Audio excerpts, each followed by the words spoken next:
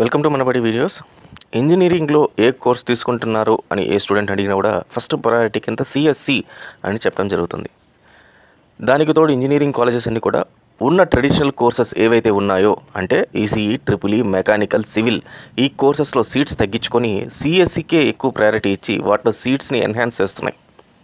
60 సీట్లు కాక 160 సీట్లు, 165 కాక 250 సీట్లు రకంగా పెంచుకుంటూ మిగతా కోర్సెస్లో ఉన్న సీట్లని తగ్గించడం జరుగుతోంది.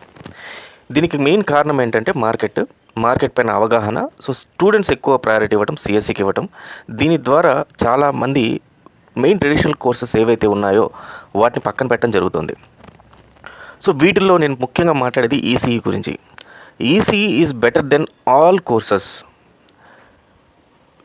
ఒక రకంగా దాన్ని తోపని కూడా మనం అనొచ్చు. అయితే ఈసీఈ ఎలా అన్నిటికన్నా బెటర్ అని నేను కంపేర్ చేస్తూ చెప్తాను. అందరూ స్టూడెంట్స్ ఇంట్రెస్ట్ చూపించే సిఎస్సితో ఎక్కువగా కంపేర్ చేస్తాను. సో ఈసీఈ ఒరిజిన్ ఎక్కడి నుంచి వచ్చింది, ఈసీఈ వల్ల వచ్చే బెనిఫిట్స్ ఏంటి, ఈసీఈ వల్ల మనకు ఫైనల్గా జాబ్స్ ఎక్కడ వస్తాయి, వాటి శాలరీస్ ఎలా ఉంటాయి వెన్ కంపేర్ విత్ సిఎస్సి అని ఒక్కొక్క పాయింట్ పైన డిస్టింగ్విష్ చేసి చెప్తాను. సో ఎక్కడ వీడియోని స్కిప్ చేయకండి.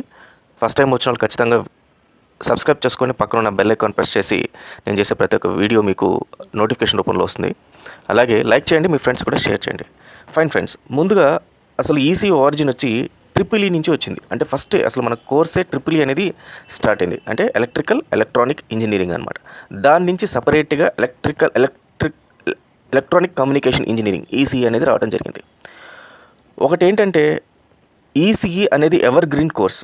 ఏ రకంగా ఎవర్ గ్రీన్ అంటే దీనికి రిసెషన్ అంటూ లేదు. వేరే సిఎస్సికి లాస్ట్ 20 ఇయర్స్లో 3 టైమ్స్ రిసెషన్ వచ్చింది. ఎంత రిసెషన్ వచ్చిందంటే ఆల్మోస్ట్ ఐటీ సెక్టర్ వాళ్ళ అందరూ కూడా జాబ్స్ వదులుకొని సాఫ్ట్వేర్ జాబ్స్ వదిలి వేరే జాబ్స్కి వెళ్ళిపోయిన టైం అది. అంటే గవర్నమెంట్ జాబ్స్ కానీ ప్రైవేట్ జాబ్స్ కానీ ఏదో ఒక జాబ్ కావాలి మాకు, మేమైతే ఈ రిసెషన్లో ఉండలేము అని చెప్పి వదిలేసి వెళ్ళిపోయారు. అది సిఎస్సి వాళ్ళకి జరిగింది. కానీ ఈసీఈ వాళ్ళకి ఒకసారి జాబ్ వచ్చిందా అంటే వాళ్ళకి ఆ రిసెషన్ అనేదంటూ ఉండదు.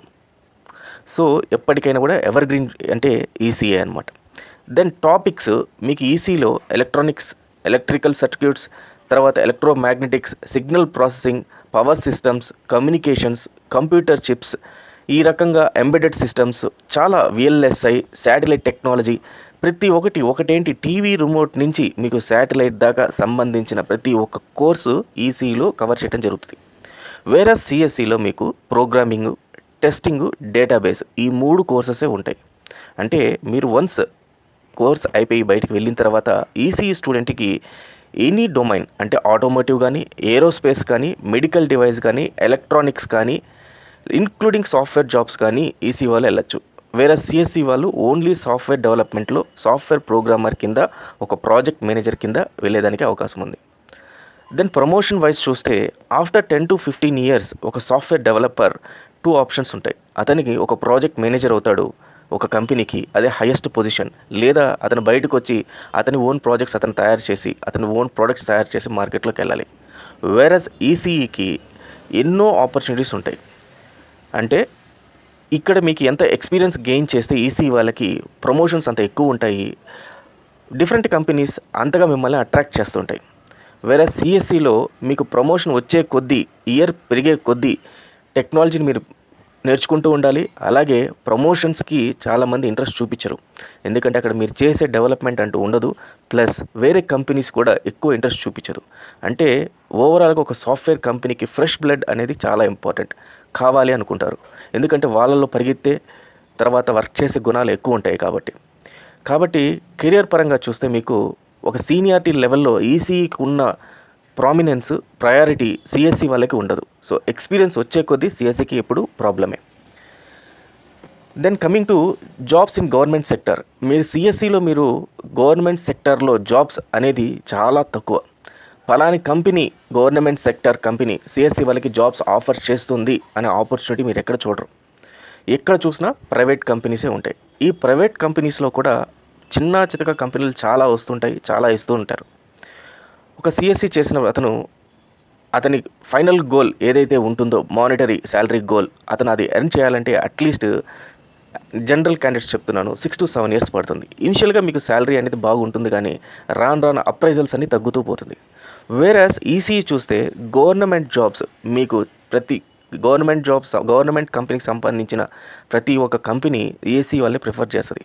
డిఆర్డిఓ కానీ, BHEL, ISRO, Hindustan aeronautics limited, ECL, PGCL, BSNL, NTPC, IOCL, ONGC, ఈ రకంగా ప్రతి ఒక్క government company, limited company, public limited companies అన్నీ ఫస్ట్ ప్రయారిటీ ఈసీ వాళ్ళకి ఇస్తుంది. ఈవెన్ అక్కడ సిఎస్సి రిలేటెడ్ ఏదైనా జాబ్ ఉన్నా సరే ఈసీ వాళ్ళకే ప్రయారిటీ ఇవ్వడం జరుగుతుంది.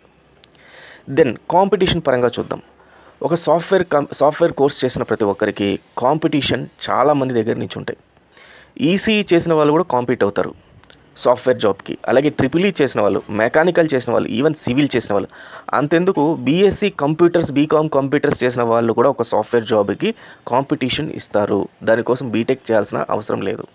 వేరస్ EC is a separate domain. దానికి అందరూ కాంపీట్ చేయడానికి లేదు. ఎలక్ట్రానిక్స్ మీకు వస్తేనే ఆ జాబ్ అనేది వస్తుంది, లేదంటే ఆ జాబ్ అనేది రాదు. సో నేను సిఎస్సి చేశాను, ఎలక్ట్రానిక్స్లో జాయిన్ అవ్వచ్చా అంటే జాయిన్ అవ్వడానికి లేదు. ఒక ఆటోమోటివ్ లేకపోతే ఏరోస్పేస్లో ఎలక్ట్రానిక్ కంపెనీలో నేను సిఎస్సి చేశాను అంటే ఎలక్ట్రానిక్స్ బ్యాక్గ్రౌండ్ ఉంటే తప్పితే మిమ్మల్ని తీసుకోరు. సో ఈ కాంపిటీషన్ అనేది ఈసీలో చాలా తక్కువ ఉంటుందన్నమాట. అదే for example ECE student software job చేయొచ్చా? ఎస్, అఫ్కోర్స్ చేయొచ్చు. ఒక ఈసీఈ చేసి మీరు కంప్లీట్ అయ్యాక ఏ సిఓ, జావానో, పైథానో, లేకపోతే రిలవెంట్ ఆర్ఎల్స్ అడ్వాన్స్డ్ టెక్నాలజీస్ ఏవైతే ఉన్నాయో సాఫ్ట్వేర్ రిలేటెడ్ ఒక 45 days కోర్స్ చేసి మీరు సాఫ్ట్వేర్ జాబ్స్కి అప్లై చేయొచ్చు. సో మీకు ప్రయారిటీ ఉంటుంది ఈసీఈ వాళ్ళకి. అంటే నాకు ఎలక్ట్రానిక్ సైడ్ ఇంట్రెస్ట్ లేదు, నేను సాఫ్ట్వేర్ సైడే వెళ్తాను అని అనుకున్న వాళ్ళకి ఈజీగా సాఫ్ట్వేర్ జాబ్ వస్తుంది. సో ఈ రకంగా ఈసీ చేసిన ప్రతి ఒక్కరికి చాలా బెనిఫిట్స్ అనేది ఉన్నాయి, కెరియర్ పరంగా కానీ, జాబ్ పరంగా కానీ. అండ్ మోస్ట్ ఇంపార్టెంట్ ఏంటంటే కాంపిటీషన్ అనేది చాలా తక్కువ. సో ఫ్రెండ్స్, ఒక్కసారి మీరు బీటెక్ సిఎస్సి తీసుకునే ముందర ఆలోచించండి, ఈసీఈ ఎందుకు తీసుకోకూడదు అని ఆలోచించండి. ఈసీఈ వల్ల మీకు ఇన్ని రకాల ఉపయోగాలు ఉంటాయి. ఒక పక్క సాఫ్ట్వేర్ ఇంజనీరింగ్ ఆప్షన్ ఉంటుంది, లేదా కోర్ ఎలక్ట్రానిక్స్ పైన ఆపర్చునిటీస్ ఉంటాయి, మంచి గవర్నమెంట్ జాబ్స్లో ఆపర్చునిటీస్ ఉంటాయి, ప్రైవేట్ కంపెనీస్లో ఆపర్చునిటీస్ ఉంటాయి. So I feel this video make you aware about the electronics, communication and engineering. So wish you all the best, students. Thank you very much.